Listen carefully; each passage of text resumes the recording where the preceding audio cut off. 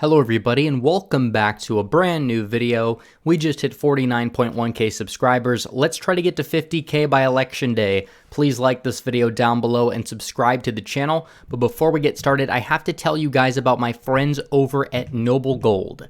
So with the election less than a month away now, it's time to take a step back. The political uncertainty could be devastating for your retirement fund if it's not handled properly, and I think that you would agree, whatever the outcome may be, things are going to be rough for a while. If you're worried about your finances taking a hit, you should look at protecting your savings, especially your hard-earned retirement fund. A gold IRA uses the value of precious metals to keep you out of trouble, and the team at Noble Gold knows how to do this, and they've done it for thousands of people before you. Don't let a sudden stock market or banking crisis wipe out your finances. And if you need an extra reason to jump on this, Noble Gold is gifting a 10th ounce solid gold American Eagle proof coin with every qualifying IRA or 401k rollover going through in October. Grab the phone and give Noble Gold a call now. There isn't much time left. The number is 877-646-5347 or submit a request from the link in the description. And I did a video on the Sun Belt a little while back. It did very well. And that video was a fun video to do. I talked about the Sun Belt. I went through the states and I basically came to the conclusion that Donald Trump probably wins the Sun Belt. I think he'll sweep every key state there. I'm more bullish on Arizona now, obviously with the exception of New Mexico being Democrat. But I think that Trump would have enough support to win the key states in the Sun Belt by the skin of his teeth, with the exception of obviously Nevada and New Mexico. Now it's important that we look to the north. We look to the Rust Belt, because the Rust Belt is where the election will be decided. And let's put Nebraska second in the Tilt R column there. I think that's what I had it at in my last prediction. And I'm going to go through not entirely just making a prediction, but taking a little bit of time to analyze the key states. What regions will Trump have to do well in them? And we're going to be revisiting this on election night. I will be doing my live stream and we'll watch the results as they come in. May the best individual win. Hopefully it's Trump. But again, if he loses, he loses. But there is a big chance that he does win. And that's what the mainstream media, the election mafia, people like Nate Plastic and Nate Cope of the New York Times don't exactly like to tell you, because it goes against their establishmentarian narrative. So I think it's important we start with Iowa and Ohio. These are two states that Donald Trump won by big margins. I talked about this in a video I did a while back, why Trump was pulling fundraising out. That means he's probably in pretty good shape. And Ohio, yeah, I agree. Trump won the state by 8%. A poll came out from Trafalgar that had Trump up by 4%. But at the same time, the same poll in 2016 had Trump only up by 5%. He ended up winning by 8%. I think Trump wins by around 7 to 8 percentage points in the state of Ohio. There is a little small chance he could do better than anybody really would expect and break that 10% threshold. But as of right now, I believe Trump probably wins the state something like 52 to 44, within that range, give or take a percentage point or so. And it's going to come from the fact that Trump is going to run up the margins again in the rural areas. He'll win the state regardless, even if he does regress in them somehow, like some of the polls are showing. But again, polling in Ohio is terrible. They didn't even have Mike DeWine up once throughout like the entire cycle back in 2018.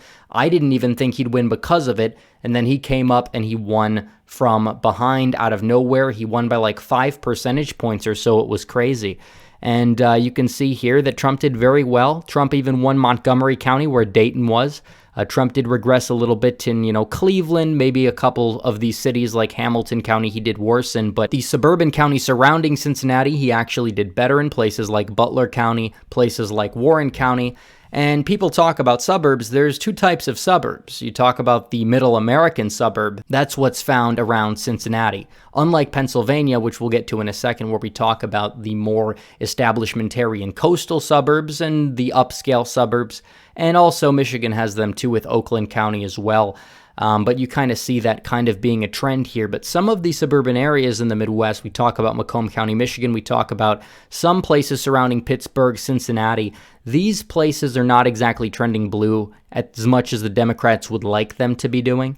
So it kind of is impeding their progress to make gains in the Midwest, and that's partially why the Midwest is trending red, along with the fact that Trump and the Republicans have been running up the margins very big in a lot of these rural counties here. So again, Ohio's a state I'm confident it's going to go in Trump's column. It would be a massive, massive shock to me if Ohio ended up going for Joe Biden. He may have won it as VP, but again, this is not 2008, let alone 2012, let alone 2016. The state is moving right compared to the national average. That's why I tend not to trust a lot of the polling data we've seen out of Ohio and Iowa, especially because it's been so piss poor in 2014, 2016, 2018, and nothing seems to really change when it comes down to it. Now, we could talk about the state of Iowa. Trump won the state by almost 10 percentage points. He kind of won it out of nowhere. A lot of people did expect Donald Trump to win Iowa, but not by this margin. Some people were saying like 5 points or so. That's what I had it at. I said Trump would win Iowa big. He'd win it by like 5 because it's kind of a state that plays into his base. When you look at demography, a lot of the population in Iowa is working class white voters, and a lot of them are in rural areas. A lot of them are in the farming sector. And Donald Trump did well. He beat Hillary Clinton by almost 10 percentage points. And Republicans in the midterms had a little bit of a mixed bag in terms of the results there.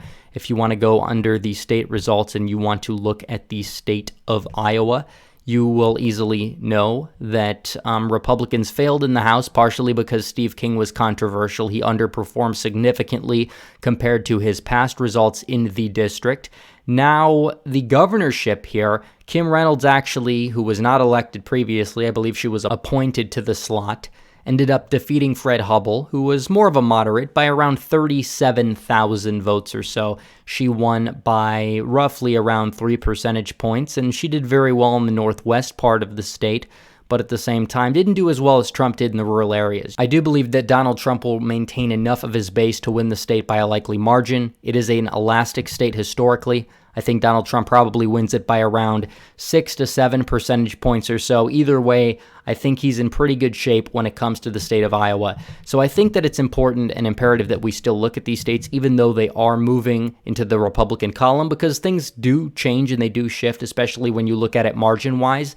And if Donald Trump is able to bring the margin up high in a place like Ohio, that means he's probably doing well in Western Pennsylvania. So on election night, Ohio closes before Pennsylvania, Michigan, and Wisconsin do. We can kind of use that as a little bit of an indicator. If Trump looks like he's only poised to win Ohio by like 4, he's probably in trouble and he'll probably end up losing the election. However, if Donald Trump wins Ohio by a similar margin to where he won it by last time, and it's called even before it was called last time, that means he's probably in good shape to win this election, because that would mean he's doing very well in Pennsylvania. And at that point, he probably will have the Sun Belt shored up in his column.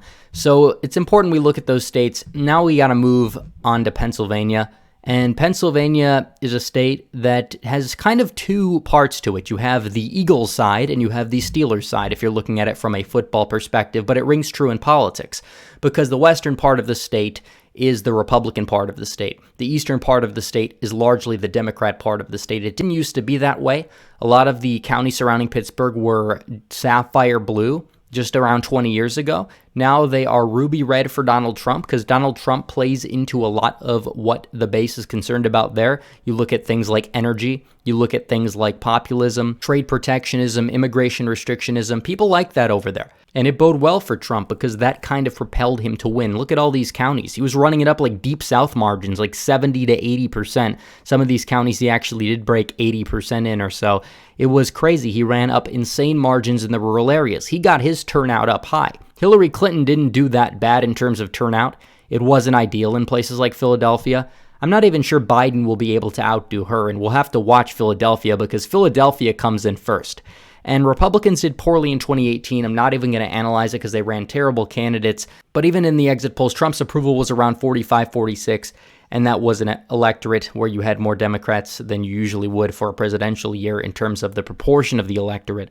So looking at this, Donald Trump will just have to continue to run up the margins in the rurals, hope that he maybe even picks off some of the voters, because these voters live in a different bubble than the people in D.C., where you see the security officials or whatever that have been Republicans going for the Democrats. It's a much different ballgame over here when you have people becoming more Republican because they don't really like the direction that the Democrat Party is going in. So again, it's a referendum on Trump.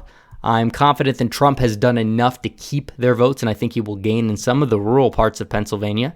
The question is, will he do well in the Philadelphia suburbs? Because if Trump ends up losing Pennsylvania, it will be because of the Philadelphia suburbs, some of which have been moving away from the Republican column for a couple of cycles now. But Bucks County, that's a potential flip. Again, you look at voter registrations overall in the state of Pennsylvania. Republicans are doing very well in terms of registrations, but that doesn't always translate to votes. Yes, there is a model that takes that into account, which was dead accurate. Every election in Pennsylvania since 2000 has Trump up by 200,000 votes. I don't think he'll get there, but if it happens, I'm not going to be surprised based on the fact that there's a lot of room for Republicans to potentially even gain in rural Pennsylvania. They're not entirely maxing out. And, you have some counties where they're getting in the 70s, but a lot of counties in West Virginia are even higher than that. It's a very, very similar environment. And you look at the state of Pennsylvania, and it's very true. There's also places like Scranton, Allentown here. And it's going to be interesting to see how Biden fares, given the fact that he's from the state. But I think that he's more of the suburban candidate. He'll probably perform better in Chester County than he will in Lackawanna County. For that reason alone, because he's not really the Scranton boy anymore. Another county to watch will be Center. A lot of the Democrats' gains come from student registrations. That's going to be a little bit scaled back this year. I would not be surprised to see Donald Trump end up winning Center County in this election cycle, but we'll just have to see. But again, we'll have to watch the Philly suburbs as they come in before. If Biden is outperforming Hillary by a significant margin, Trump may be in trouble. But if the turnout really isn't that good as Democrats will expect, then it means that Republicans can easily make it up in the rest of the state and end up winning Pennsylvania. So again, in my last prediction, I did have Pennsylvania in my Tilt R column. We'll keep it there for this video. Now it's important that we go take a look at the state of Michigan.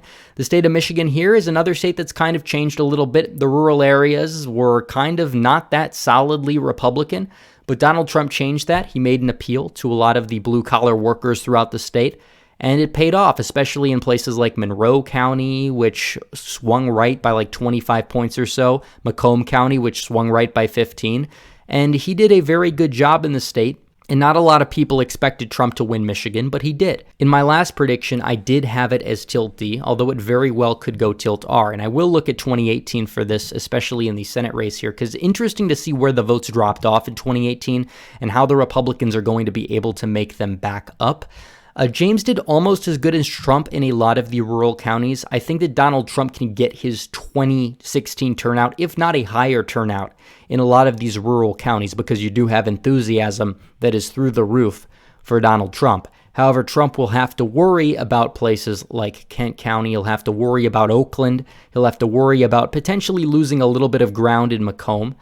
And that will kind of determine the way this election is going because you're not going to see a massive rural drop-off for Donald Trump like a lot of people are expecting. I don't expect that to happen because you look at every metric, enthusiasm's through the roof, and Republicans did fairly well in the primaries in a lot of these states. And you look at where the drop-off was in 2018, a lot of it did come from Macomb County. A lot of it did come from Kent County, Washtenaw County. A lot of these places, Democrats were maxed out. Republicans just got to get their base out. That's really what their recipe should be to win, especially in the state of Michigan. But again, it's going to go down the wire. I have Michigan right now as Tilt D, although that could change. Again, there's not really voter registration statistics to go off of. Republicans are registering more in terms of the redder counties having a higher rate of registration, but we'll just have to wait and see. So many question marks surrounding Michigan. The polling is definitely a big factor in terms of my mindset here. If polling was not a metric, I probably would have Donald Trump up significantly, but polling cannot entirely determine an election. It's like using a woman's weight to determine if she's attractive, or BMI for that matter. It doesn't exactly gauge it. It can give you a little bit of a hint, but can't tell you the full story. So the last two states here are Wisconsin and Minnesota. Wisconsin, again, I consistently say that this is a state that Trump has so much room for growth. And you look at a lot of these very rural, very white counties going for Trump by like 5%, and he still won the state. and that was with a big drop-off in places like the WOW counties. If you want to look at the 2018 gubernatorial race in Wisconsin, which is very important to go off of, you can kind of see where Walker did better than Trump and did worse. He did worse in this area. This is kind of like the driftless area. A lot of union workers here, but they are concerned about trade. And Donald Trump appeals to that significantly. I don't see Trump doing as bad as Walker. He may regress from 2016. But also, Trump has earned the respect and support of the establishment in terms of most establishment conservatives, the Ben Shapiro, Daily Wire types, the Glenn Beck types. And that's what really exists in the Milwaukee suburbs. The law and order message will play to Trump's benefit in Kenosha. Don't let the media fool you about that one. Trump probably will win Kenosha County. He will win Racine. And he will win the WOW, and potentially, he's got to focus on the Fox cities. He's got to get his turnout up in the drift list, but Wisconsin could be a sleeper. I don't care what the polls say. Some of these states are so difficult to poll. A lot of these rural voters are very hard to reach. I've worked as a pollster in the state of Michigan. I know exactly how it is. I know exactly who gets called more than other people get called in the state, just saying. And it's sad to see, but it's the way it goes. So Wisconsin, again, I say Tiltar, titanium Tiltar. I will stand by that prediction. It's like you go with it. I really do think Trump has a good chance to win. Either you get it right, you look like a genius, or you cave to them, you end up getting it wrong, and they still bash you for your previous predictions. So I'm going to say Trump has a good shot to win this election. I'm going to stick with that until I see massive proof otherwise, but I'm not trusting the polls to simply determine this election cycle. Now we'll do Minnesota. Again, this is a state that I've talked about in my last video. Trump only lost it by 1.5% in 2016. However, the state did move left in the midterms in comparison to the national electorate. Though Donald Trump has his base, similar to Wisconsin in the rural areas, he will drive out that rural turnout. A lot of area is not maxed out, and the law and order message does play out to a lot of people surrounding Minneapolis, make no mistake. The problem here is that a lot of the suburban areas have been moving away from the Republicans. We'll really have to watch early on what happens in Ramsey, Hennepin, Washington, and Dakota. Washington, Dakota, and Anoka is another big one. These three counties surrounding Minneapolis. That will kind of determine the way the election goes. Because even if Donald Trump does somehow flip St. Louis County, as many pundits have talked about, flips Lake County up in the Iron Range, that's not entirely going to be enough because the amount of voters that live there, because the vote counts are not there. He's going to have to maintain his margins at least, or maybe he can dip a little bit, but he's going to have to make it up in the rural margins. It's just a very, very difficult state for Donald Trump to win this election cycle up in the state of Minnesota. So for that reason, I'm putting it as lean D, although a lot can change, but 290 to 248. But that's my Rust Belt analysis, the more in-depth analysis of my prediction. And I just kind of wanted to do a video where I went over it, showed you guys where my mind was coming from when I made my predictions. So anyways, guys, thanks for watching this video. Please like this video down below, comment down below, and subscribe to the channel. Hit the bell for notifications so you never miss another video. Follow me on social media, become a member, donate to the Patreon, or subscribe. Star links in description. As always, guys, thanks for watching. Red Eagle, out.